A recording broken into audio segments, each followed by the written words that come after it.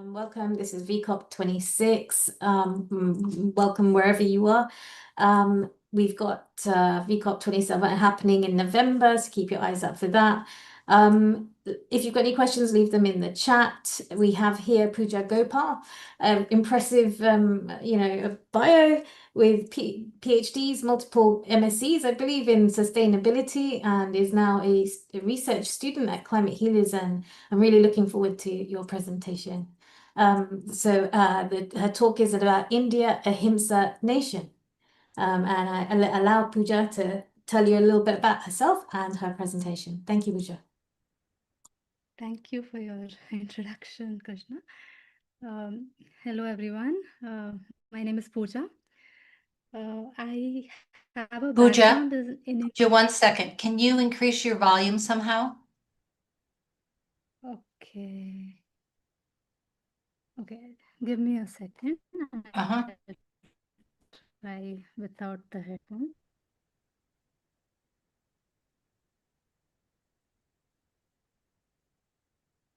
Is this better? I think it's a little bit better.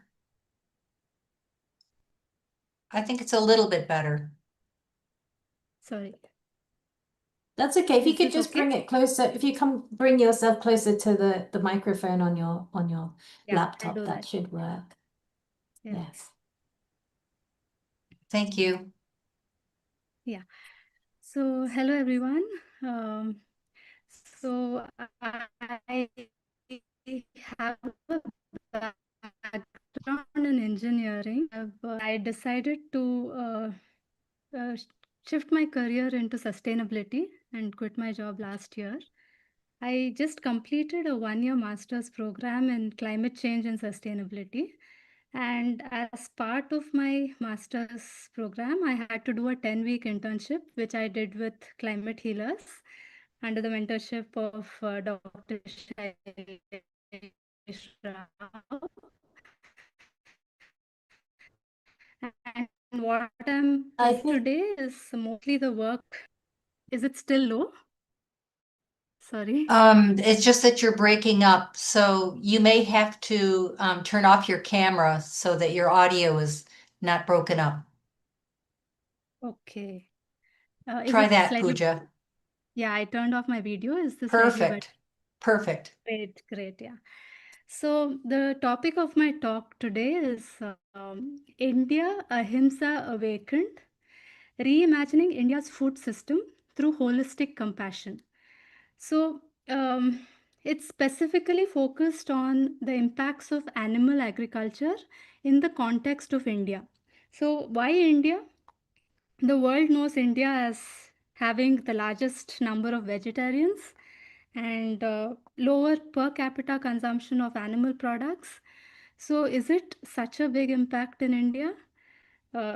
Is the concept of ahimsa, which originated in India, is it actually being followed here? Is it necessary to exploit animals to protect the livelihoods of our marginalized farmers? We'll explore these questions in this presentation. So the flow of the presentation is like this. So we'll have a brief introduction. Then I'll go through some historical data, mostly from the recent past, from 1950s onwards. And then we look at the current food production scenario in India and what the environmental impacts of different diets are. We'll briefly cover cost-benefit analysis of the food system transformation towards a more plant-based diets, and then we conclude.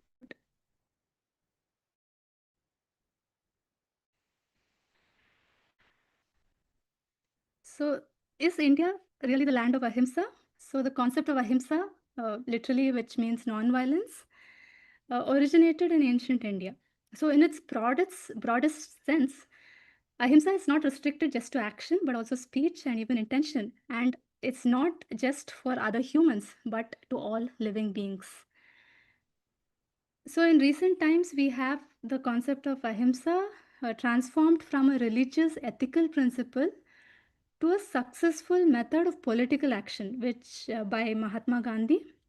And we see various political movements in India and across the world inspired by this and until this day. And India boasts of having, or should we say exploiting, the world's largest population of farmed animals and ranks amongst the top countries in the production of dairy, egg, and meat.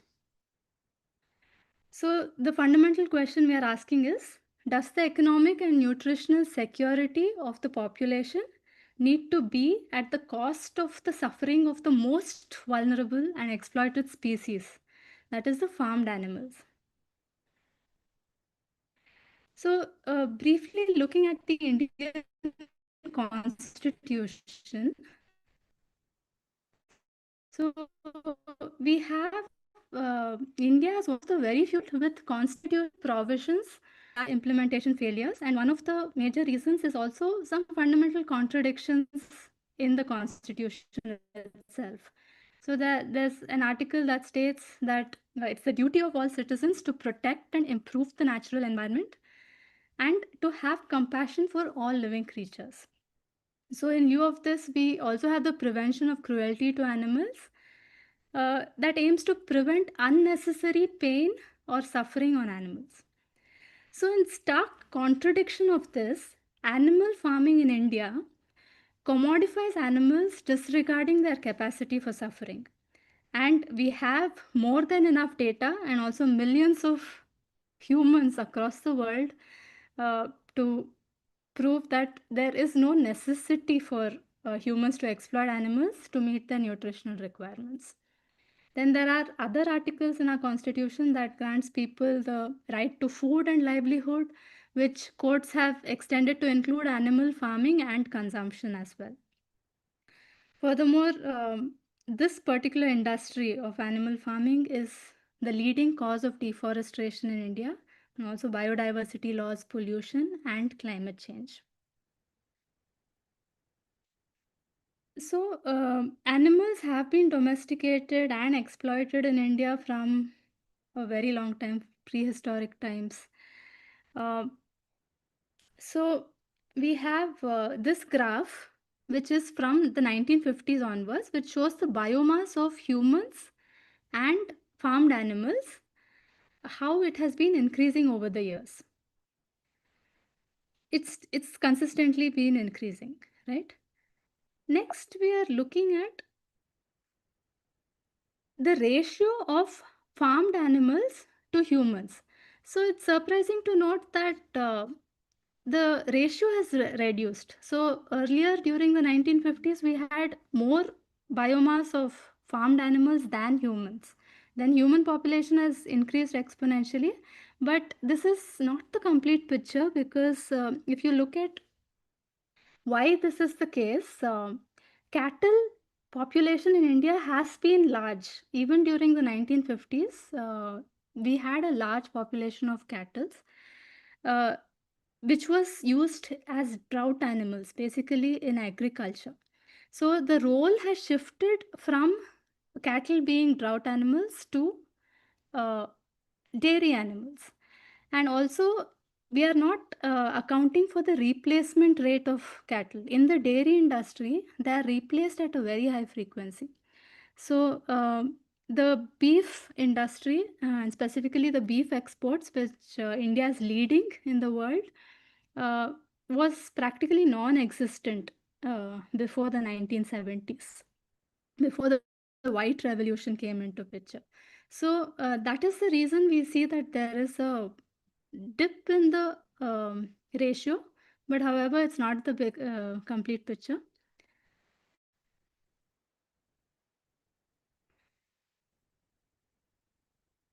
Yeah. Here we are looking at the percentages of different categories of farmed animals. So these animals, not just farmed animals, all animals associated with humans. That includes horses and donkeys and camels and or even dogs and stray dogs. So we see that cattle and buffalo, their biomass proportion is the maximum contributor. Here we are seeing what the percentage of animals used for food versus other domesticated mammals are. So again, we see that it's almost like the entire farmed animals, domesticated animals proportion is contributed through animals used for food and negligible for other kinds of animals. And if we look at the per capita availability, this is not the total production, which has also increased. This is the per capita availability of milk in grams per day. It's almost an exponential increase. And similarly, the number of eggs available per capita per year is increased exponentially. Then we have the per capita meat availability in kg per year. So some data in the middle has been linearly extrapolated because of non-availability. But again, you see a very sharp increase, almost exponential. So we have been consuming much more animal products than just 50 to 75 years back. And here we are looking at the population. So the contribution of poultry to the biomass seems to be very low. But if you look at the number of individuals and the number of farmed birds, it's increased very much. So that is also the contributor to the per capita availability of milk, eggs, and meat.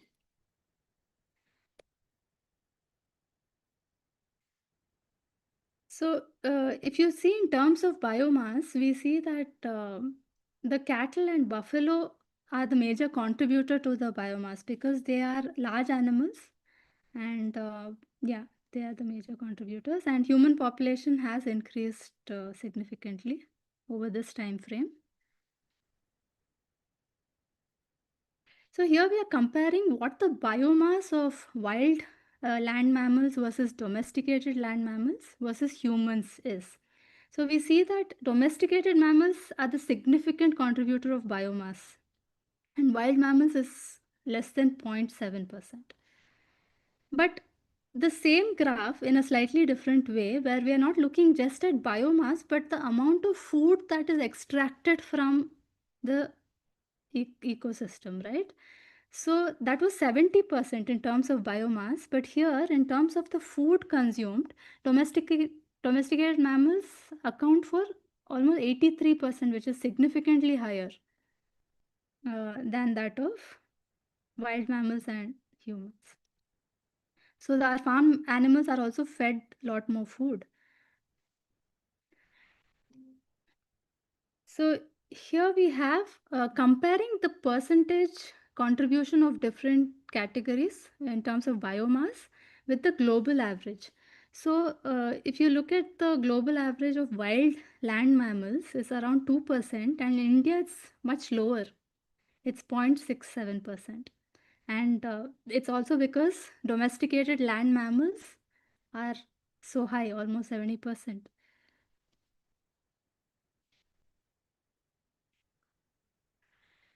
Here we are looking at land use categories in India. So if you look at the first graph here, we have forests and we have agricultural land, which is more than 50% of the total habitable land in the country.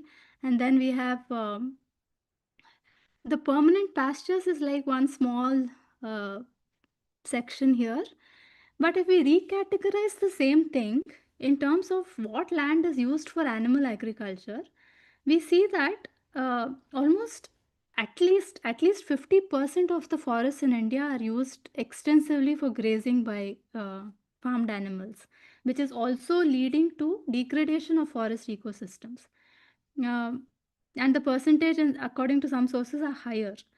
And we have all other land which are not cropland are also used for grazing by animals, and there is farmland, agricultural land that is also used for growing feed for the farmed animals.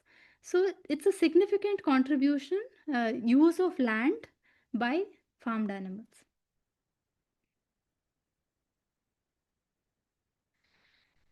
Here we have tried to list down what the additional land requirement would be for by the year 2050 if we have to account for the increasing population and also uh, to meet climate targets and to accommodate the impacts of climate change. So we have had this aim of increasing forest cover from up to 33% from the 90s, and our forest cover has only been reducing. And then in order to meet the net zero targets, a lot of land will be used for renewable energy infrastructure. Then it's predicted that there'll be a 50% increase in urban land. Most of the rural people are also going to shift into urban land, so that requires land. And there's agricultural land expansion, so our population is still growing, and in order to meet their nutritional requirements and to we need more agricultural land, right? And due to climate change impacts, such as there will be a lot of soil erosion, and there's a land affected by salinity, and there'll be loss of yield. That also has to be accommodated. We need buffer land for that to not get impacted. So in total, we need more than 100 million hectares of land if we have to go according to the plans of meeting climate targets and for climate mitigation and adaptation.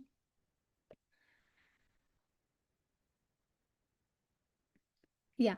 So here on the left, we have the categorization of the total land area in India, which is, divided into different categories: land used for animal farming, for other than animal farming, forests.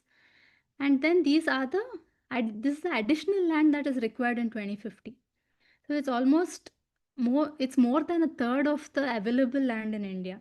And there's no way this land can fit in here unless we probably cut down all our forests.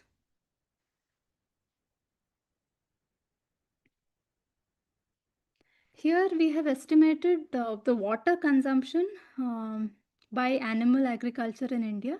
So we see it's around 15%, slightly lower than what can be expected. Is also because in India, a lot of farmed animals are grazed, which we won't be using fresh water from lakes or underground water for that. And also lot of agricultural waste is used as feed for the animals. So there's no water consumption associated with agricultural waste. So it's slightly lower in this case. In terms of greenhouse gas emissions, we see that animal agriculture is contributing to almost 60% of the total agricultural emissions. So as we see in this graph, it's almost 60% is from animal farming. But there is a catch to this. It's not the entire picture, because these calculations are for a 100-year global warming potential, 100-year average, which just dilutes the impact of methane, which is the major greenhouse gas coming from animal farming. So methane has a lifespan of around 12 years, and taking a 100-year average is just diluting the impact. So next, looking at the total greenhouse gas emissions in India. So instead of a 100-year average, if we look at a 20-year average, you see the impact of methane, the contribution of methane is higher. Again, this is not the complete picture, because the impacts of agriculture is not just in terms of the direct emissions that come from animals or from land, but is also the land use. So how the land use change is accounted for is a different accounting method, where you're not really accounting for how much land animal agriculture uses. So it's far worse than what this is. Next, we are looking at what the contribution of animal sourced foods is to the total dietary calories consumed in India. So we see the top, the dark part of the bar chart, which is the dietary calories coming from animal sourced foods, and we see it's slightly lower. I mean, it's much lower than the global average, because we know that the percentage of animal foods consumed in India is lower. But let's see in terms of how much land is used and how much calories are coming from that. So both, there is less land used for animal agriculture in India, and there is less calories coming. But if you take a ratio of these two percentages, the land to calories percentage ratio, we see that it's worse in India. So we are using more land to get the same amount of calories as compared to the global average. Here we have tried to break down what inputs go into animal farming and what outputs come from it. So we have the data for all different components of this. So there's water used for growing feed, water used for animals for drinking, for cleaning, and then we have different products coming out of the animal agriculture industry that includes food and non-food items. So we have estimated and calculated the data for all of this. And it was important to look at all of this in terms of the dry weight, because different components have different water content. So if we look at it in terms of dry weight, it's a very wasteful industry, highly inefficient. To get just 1 kg of food from this industry, it requires around 40 kg of food as input. So 97.5% of the food is lost. So lost in terms of metabolism as heat, carbon dioxide, methane emissions, and we are not accounting for the slaughterhouse waste and the water that's lost in respiration, perspiration. There's so many losses. So it's highly inefficient. Next, we are looking at the diets, the actual dietary patterns of Indians, and comparing them to two specific recommended diets.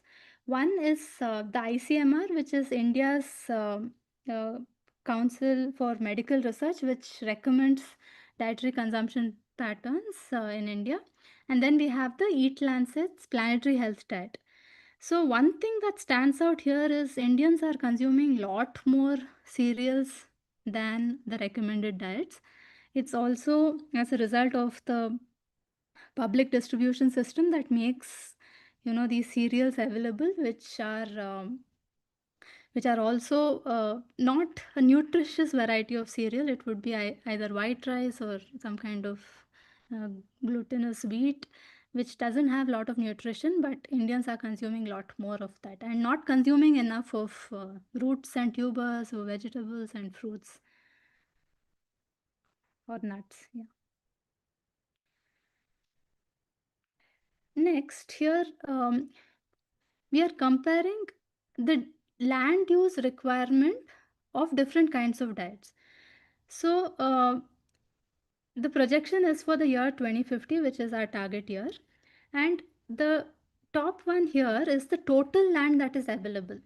The total land that is cultivable, that includes not just the cropland, but also fallow lands, grazing lands, and all the forests that India has.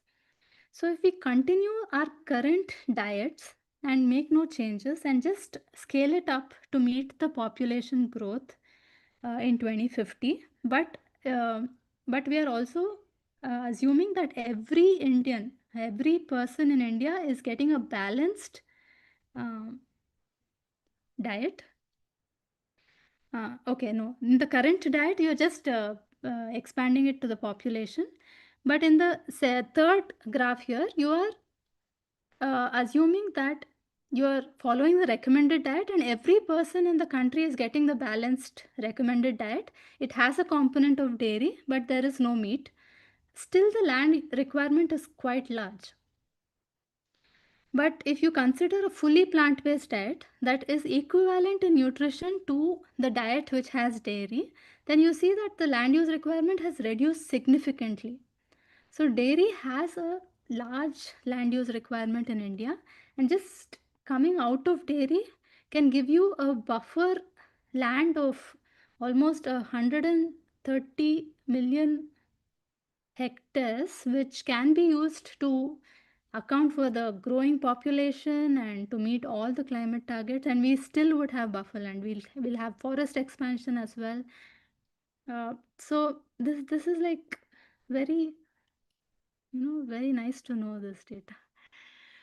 Here, there's a causal loop diagram that we are trying to just see how the different components of the animal agriculture industry in the current scenario are interacting with each other. So currently in India, we are stuck in a loop in a dependency on animal agriculture, is because it's a source of livelihood for marginalized farmers, and they see it as a sort of security against uncertainties in terms of yield in their agricultural lands, or as to boost their financial security. And it's also causing climate change impacts that will make this dependency only higher if there are no interventions done. So shifting away from animal agriculture will not just free a lot of land, and which can give a lot of buffer land that enables a transition towards more sustainable forms of agriculture, reduce the impacts on climate, and get us out of this vicious circle. And it can also help us expand our forest reserves. So some quick analysis, cost benefit analysis. If we were to shift to a completely plant-based diet, we have considered two scenarios. One is within 10 years, our entire food system is completely plant-based, and in 20 years is the second scenario. So we see that there are a lot of hidden costs in our current food production system that is costing us trillions of dollars every year. Uh, but a shift to that is actually going to give us a return, much faster. It requires an investment, no doubt, but it's also giving us a return. So by 2050, we would be having returns more than we invested, much more than that. And but this calculation again is only in terms of the direct emissions that are coming from the animal agriculture industry. So there are other benefits as well, which we have not accounted for. That includes the carbon opportunity cost by expanding our forests, and also shifting to more sustainable forms of agriculture will also have benefits for climate change. And these are again only for climate change. We'll have several other benefits which is going to make on biodiversity in terms of better ecosystems, resilience. Yeah. So in India particularly, where animal agriculture is promoted, widely accepted as something which is necessary. It's considered low input and deeply rooted in our integrated farming practices. But it is highly inefficient and is also the cause of major environmental degradation and climate change. So it is not sustainable in any form.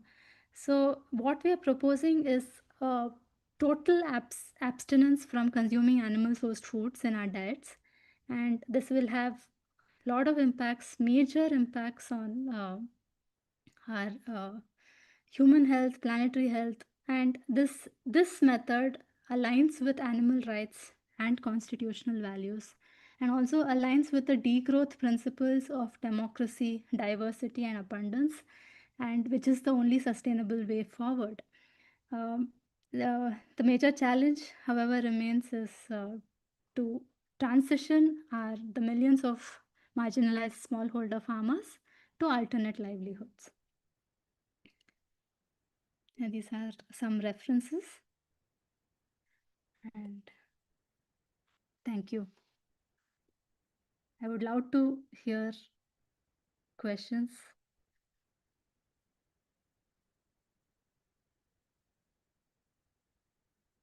Thank you, Pooja.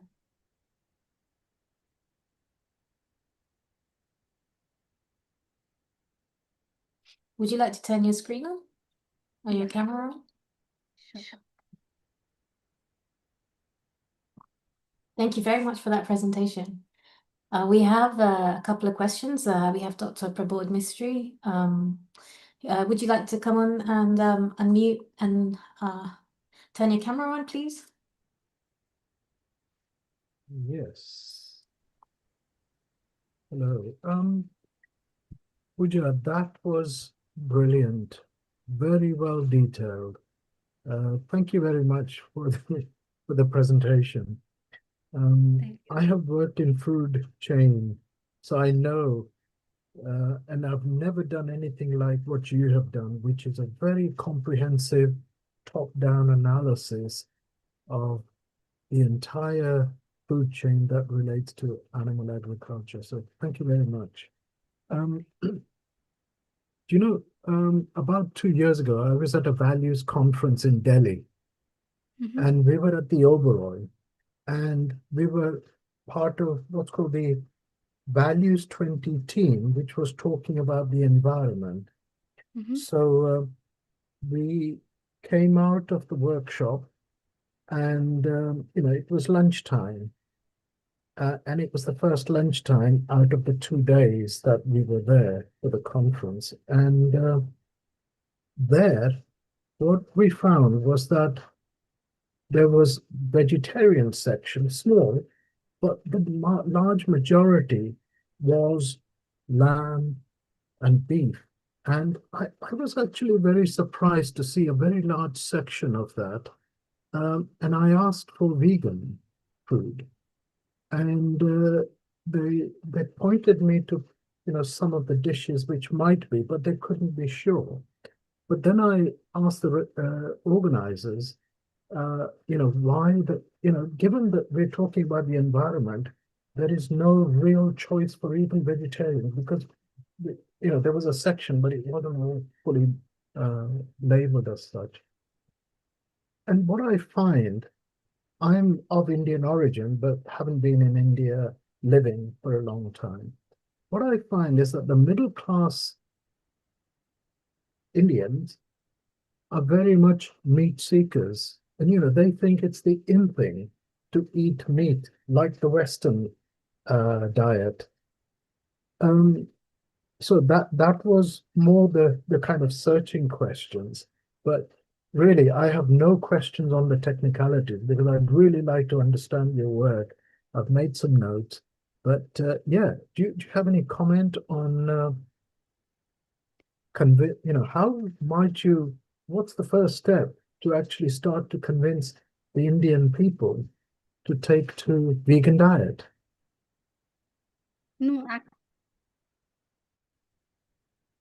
the scenario is actually more complex in India than in other countries. Most of them understand the concept of vegetarianism, but veganism is still, far-fetched, because there's a lot more, dependence on dairy in terms of religious beliefs, that it's necessary, it's pure, and whatnot. And discussion about food itself is a very sensitive topic in India. So the people generally discourage, even in universities or schools, even in the course I was doing, me choosing this topic itself was discouraged, saying food is such a sensitive topic. You should do it carefully. Even if you're doing it, you have to be sure you don't hurt anybody's sentiments, because being inclusive is also in terms of food. So people are encouraged to openly talk about consuming all kinds of meat, beef, specifically beef and pork, but people are not encouraged to talk about abstinence or changing behaviors from that. So it's tricky, and yeah, Yeah. that's And where I think the climate angle, the sustainability angle is what will bring it to mainstream, rather than the ethical angle. So we'll have to take that approach. yeah, uh, I really wish you luck, by taking this forward. So thank you very much. Given given the current Prime Minister is from Gujarat and the Amul dairy is based in, Yes. Anand itself, Yeah. do you think there is scope for reducing the scope for Amul in any way? I don't think so because the politicians clearly know what's happening with the dairy industry, right? The beef industry is a part of it, but it's clearly hidden. Like people are made to believe that all the cows go to goshalas and they're taken care of properly, and it's the milk industry is not committing any atrocities to animals, which is not true at all. So. Yes. Yeah. I mean, in terms of Goshala, it's a front, as you say, but I have actually seen estimates of maybe 1% of the cattle ending up there. Those that look good, white and good-looking cows, that the Goshala people are happy to take. Right. But buffaloes, water buffaloes, are not attractive, and they just go for beef. Yes, there's no law for the buffalo at all. Yes. Mm. Okay, thank you Thank you very much. Thank you very much, Proper Mystery. Thank you for that. We've got Toby. Please ask your question. Yeah, I've got a quick question from myself. I understand, obviously, talking about the Earth system and the impact with animal agriculture. It creates, you understand, the crises, the polycrises that are involved as well, with all the starvation and all these things that are going on, which is a bit different than just the animal rights aspect and the health aspect. It's a huge, overwhelming amount of knowledge that you need to know, and so I congratulate you on that presentation. It's fantastic. But my question is to you: what do you do for yourself to look after yourself? Because it's very overwhelming. You have to really take care of your mind and your own self, because it's quite stressful, I think. I totally agree. So yeah, I'm stressed a lot of times, especially because I am an ethical vegan as well. I've been a vegan for the last 13 years, and exploring data on this, specifically from how animals are treated in India, is stressful. And but we will have to detach ourselves to a certain extent when we are doing our work, and I'm developing that ability to be detached and focus on what has to be done. And also the research on this, I think I've barely scratched the surface. There's a lot of interconnections that can be uh, derived from this, because what we need to see is in terms of systems, like Dr. Shailesh Rao always keeps emphasizing. So it's not just the data, but how they are interrelated to each other, how one is impacting the other. So there's a long way to go, and I hope to do much more work with climate healers on this. On the back of that, Pooja, for your map that you've created and the cause and effects and the cycles, I mean, you've put under the climate. I mean, Dr. Rao's kind of mentorship. You've been, and you're working, putting the research together and mapping it. Now that you've mapped it, do you know experts that are linked to each element of your map that you can call on, and say that bit coincides and adheres with your research, this bit coincides and adheres with your research.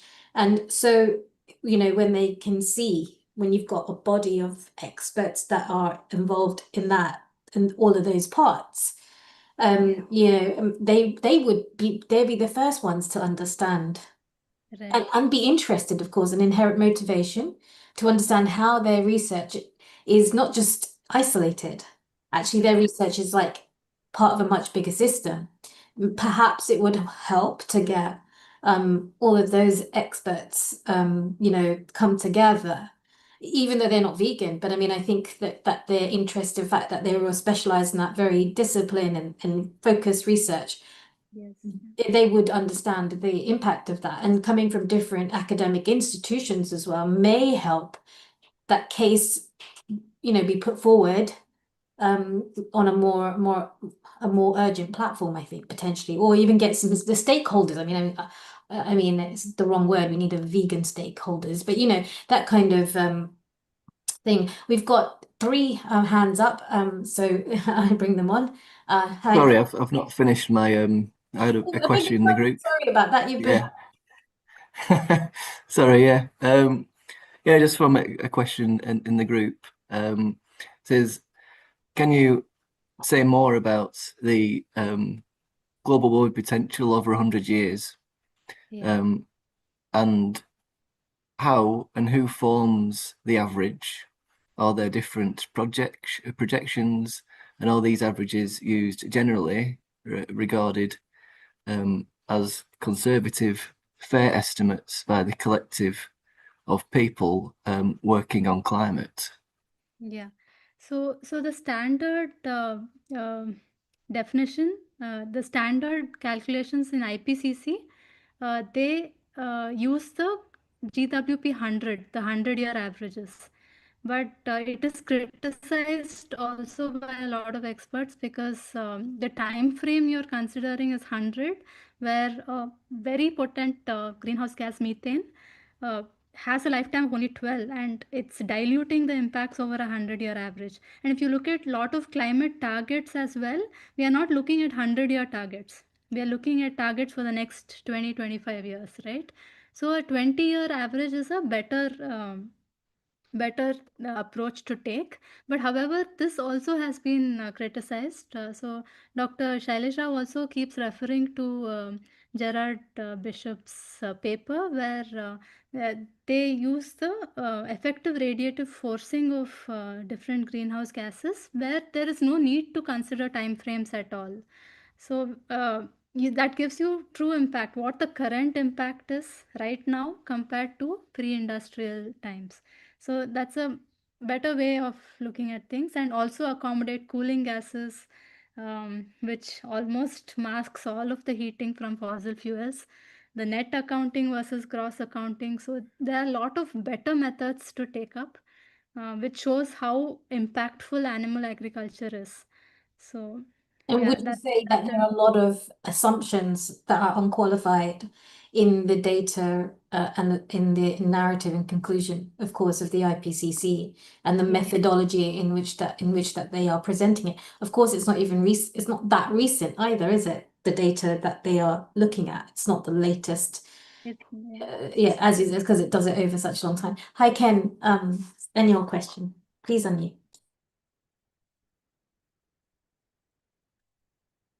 I can't hear you, Ken. I did, yeah. I suspect that loss of agricultural labor is pretty much a paper tiger. I really doubt that. It would seem to me you'd have to segregate the cow herds of 1, 2, and 3 cows, the family cows, in other words, from the commercial. The family cows, I don't think consume much resources at all. When I was in the village a long time ago, but when I was in the village, they took the cows out and grazed them along the side of the road, and they used waste products from the family and so on to feed the cow. So I don't really think that those 8 million farmers who have 1 cow or 2 cows have much of an impact on land use compared to the major herds. I don't know if it's possible to segregate. Your work is incredible. I don't know if it's possible to segregate those two. Yeah, there is data on how big the herd size is in India as well. But again, in India, most of the dairy holders are small. So it's just a few cows each. Right. Yeah. But there are some who don't use it commercially, but they use it only for their consumption. So that should be the last category that we try to transition. and the commercial thing must be Yeah, the yeah. Very quickly, Pooja, since with that the small dairy holders, what kind of you would have mentioned this perhaps, but what's the size? What's the population of that, or what's the I mean, how does that compare to the industrial size So I'm not very population? sure, but I read somewhere. So if we divide in terms of organized versus unorganized, Mhm. so it's 80% is unorganized, like small village holders, and organized, which includes Nandini or Amul or all these large corporations. So it's only 20% of India's dairy industry. Really, Yeah, that's what I read somewhere. 80% is personal, Yes, not personal. as in small It's dairy not a holders. cooperative. It's not part of a large Yeah, I cooperative mean, like so it's kind of okay. a village or it's a Yeah, which it's local. local, right? Local, It would still be commercial but local. So what happens in Amul is they collect from different villages and they come to a common point where they package it and send it to larger distances. But 80% is local, is what. right? Mm. And that would sustain the villages, wouldn't it? And that's how they get their income. And perhaps would that mean that they find that more reliable? Because there's already issues with farming as for a long time, as far as I know, farmers and their mental health and suicides and things like this and debt and land. This has been a big topic for a long time in Indian politics. So would dairy farming then be more of a certain Yes. income, and that's why there's a more of a push to it than say vegetation? Is that That's exactly how it is seen in India as a means of financial security. So even if your crop fails, then you sell a couple of animals, and then you still have that financial security. That's how. Thank you. Ken, have you got another question to add to that? We've got Shankar on the screen No, as well. I'm just thinking that those rural 80% have much less impact on land use.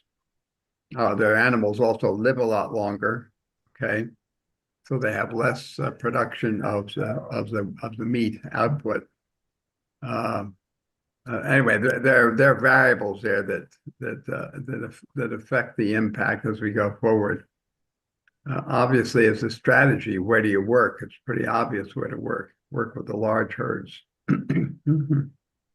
Anyway, I think your work is wonderful. Thank you so much for your sharing. Thank you, Thank you, Ken. Ken. Thank you for your question. Hi, Shankar. Hello, Krishna. Thank you. Hello, Pooja. It was a wonderful presentation, definitely amazing. And this is a baseline, like a lot of things to open up from this. And like you said, Dr. Rao, our systems, each of this can be applied to different systems, and which I'm curious how it's going to evolve, or how I can relate, and some of the mystery areas like, wow, this is connected correlation. I'm very happy to hear that, and I want to follow research. Is there a way how we can follow your research? You can post it in the chat. We'll follow, and then keep up with your research or updates. That will be amazing for us. And my main question is one thing I think Pramod also brought up in the point. I want to thank him. I have one of our friend, Narayani Gosala Sanctuary. She runs a sanctuary, and her life is rescuing cows that is going to slaughter. Somehow they bring the cow to the Gosala, and they keep it vegan, and then they make sure they do. It's a struggle they're managing. But I want to know how a sanctuary in India like Narayani Gosala Sanctuary can play a role in this. Like, I just if you could highlight. Yeah. So the sad part is, Shankar, that uh, keeping cows alive even after their productive age is going to cause more environmental degradation because you have to continue feeding them. And generally, in the dairy industry, cows are kept productive only up to 5 years of age, but their lifespan can go up to 20 years. So it's almost 4 times more, which they have to live longer. So it's financially not viable for the farmers to do that. Um, yeah, so Goshalas, yes, some people, a lot of Hindus contribute money to Goshalas so that, they can feel that, they are not causing killing of cows. But the long-term solution to this is only moving away from the dairy industry. We'll have to reduce the populations of the cows, which again is reducing dairy consumption. Otherwise, it's going to become more challenging to keep all these cows alive for so long. It's already having a huge impact on the ecosystem, and it'll only become worse. So, yeah. So we just have to stop artificially breeding them, basically, for the Yeah, dairy. there is That's the main thing, isn't it? I mean, if they live, everyone has a right to live, but it's because we are doing that. Exactly, Yes. because we have the case of donkeys also, right? They just lost their financial importance in India, and the population has reduced exponentially. So the populations are kept high only because they are, important. Yeah. It's a sad thing. We've got 7 minutes, so we've got Tammy and Rebecca you. to come up with their questions. Thank you, Shankar, for your question. Hi, Tammy. Hi, Tammy. Hi, Pooja. It's so good to see you again. Pooja was a student and probably still is of Sailesh and has done this amazing work with Sailesh. So thank you. I was honored to be at some of the meetings. Just to clarify something and also to bring it to the ethical vegan part of your life is, local doesn't mean less abusive, for starters.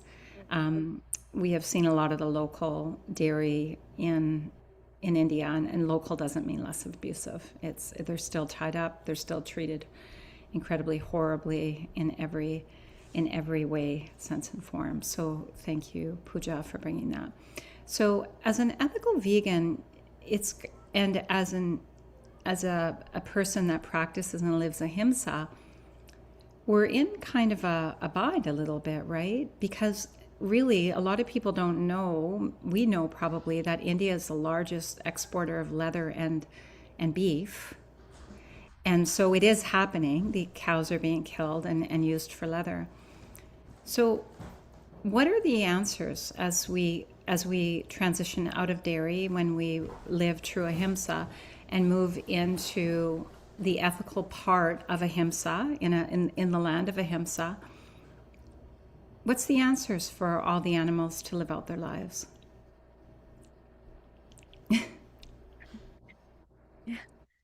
So yeah, that's a difficult question to answer, but yeah, I think it's I don't see it in terms of extinction of all farmed animal species, but if we reduce the financial dependence on these industries, their populations will reduce drastically.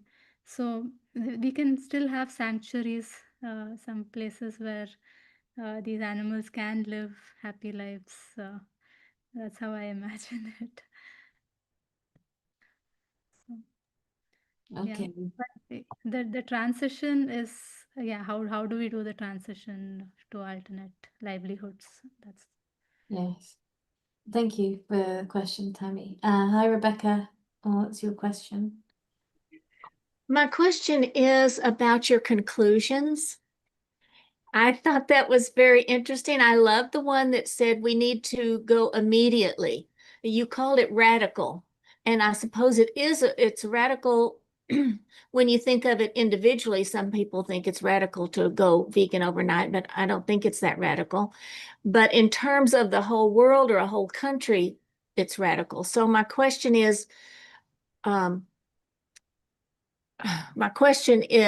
you think it's radical, and do you think we should propose this after they've started having some good vegan meals? because we've been hearing a lot about food today and winning people over that way, but then we have some radical things here going on. So yeah. So yeah, I also believe that it's possible to change very soon. We don't have to look at 10-year, 20-year, 30-year time frame. But yeah, we have to make a point to the right people and get consensus that it's not sustainable in any way, and there's no point holding on to it, believing that it's good for us. And yeah, the systems approach that includes health of people and the environment and livelihoods, because we also see that the subsidies that are going into this industry are really huge. And we are not self-sustaining in terms of our agriculture as well. So, and they're all interrelated. So if we have to self-sustain just producing our own food, then we will have to move away from the animal agriculture industry. So putting that to the right people and talking about the urgency of the transition is very important.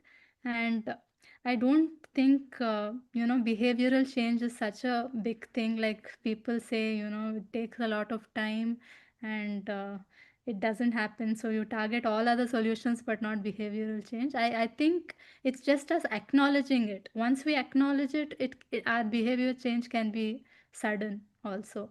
And it's just a matter of few days to get adjusted to new diets. So it's possible. It's surely possible.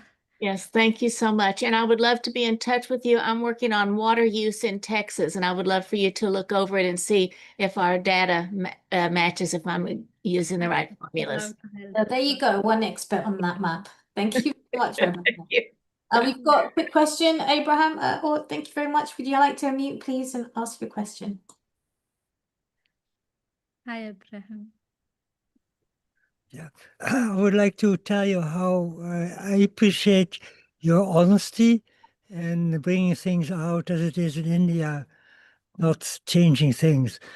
I think we need something like Gandhi, Muhammad Gandhi, and maybe Sailesh Rao can be that Gandhi.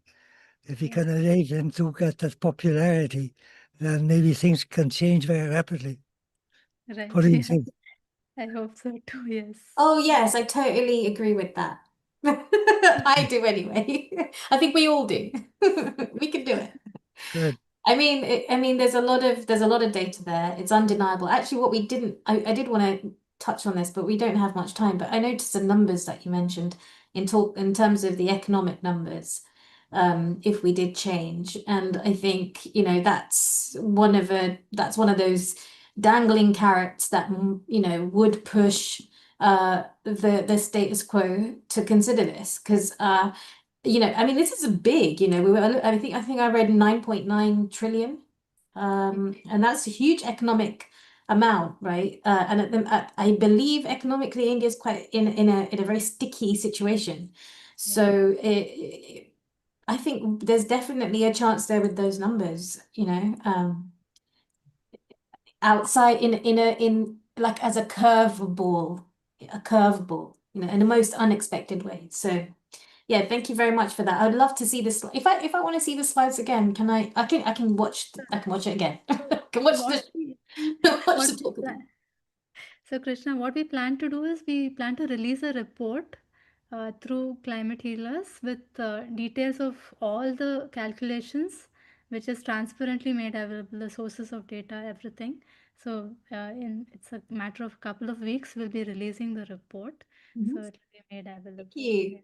Yeah, look forward to it. Thank you very much for your presentation. Thank you. Okay.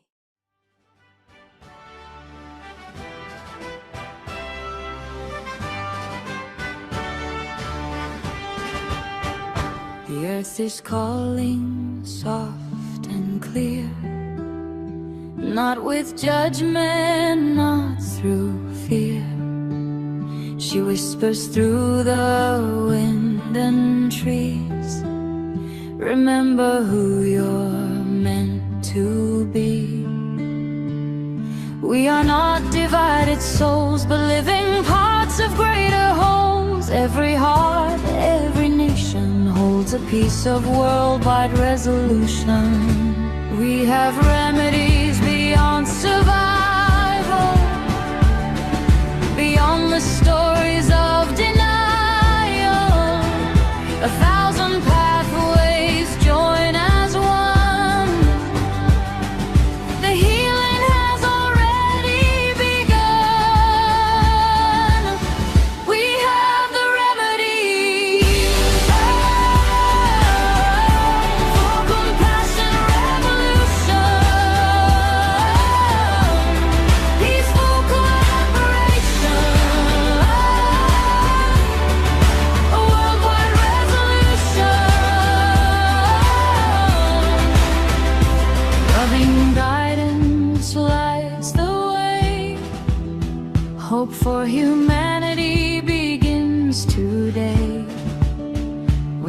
loving kindness, hand in hand.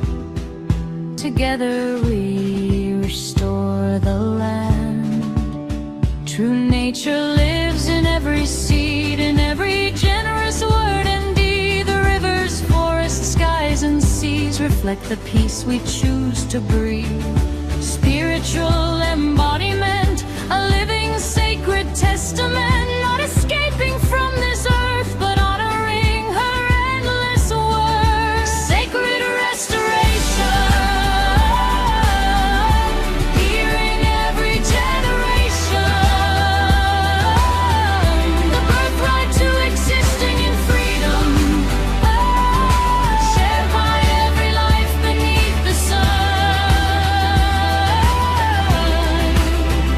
Beyond our borders, beyond our names, love burns brighter than our blame.